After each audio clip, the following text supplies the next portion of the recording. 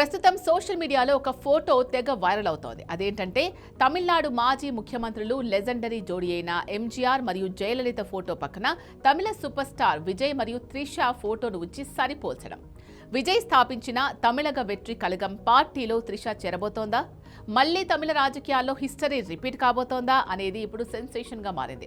తమిళ రాజకీయాలు విశ్లేషించాలంటే ముందుగా ఎంజీఆర్ జయలలిత సినిమాల్లో బ్లాక్ బస్టర్ జోడీగా పేరు తెచ్చుకున్నారు.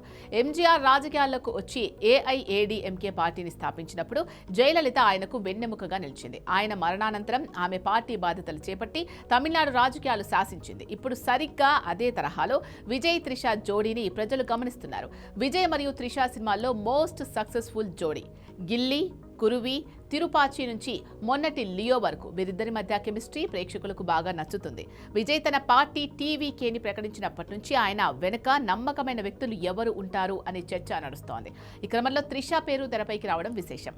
సినిమాల్లో హిట్ అయిన ఈ జోడీ రాజకీయాల్లో కూడా కలిసి నడిస్తే ఆ ఇంపాక్ట్ ఎలా ఉంటుందో అని తమిళనాడు మొత్తం ఆసక్తిగా ఎదురుచూస్తోంది.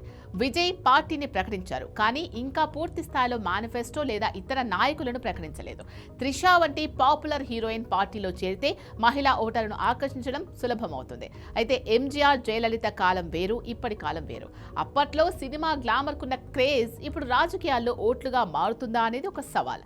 విజయ్ అభిమానులు వచ్చే ఎన్నికల్లో మ్యాజిక్ జరగబోతోంది అని కామెంట్ చేస్తుంటే మరికొందరు సినిమాలను రాజకీయాలను ముడిపెట్టవద్దు అని అభిప్రాయపడుతున్నారు. త్రిష తన రాజకీయ ఎంట్రీపై ఇప్పటివరకు ఎటువంటి అధికారిక ప్రకటన చేయలేదు, కానీ విజయ్ పార్టీ కార్యకలాపాల్లో ఆమె కనిపిస్తే మాత్రం అది తమిళ రాజకీయాల్లో పెద్ద మలుపు అవుతుంది. ఇది నిజమైతే విజయ్ త్రిష జోడీ మళ్ళీ ఎంజీఆర్ జయలలిత లాగా రాజకీయాల్లో చరిత్ర సృష్టిస్తారా? మీ అభిప్రాయాన్ని కామెంట్ చేయండి.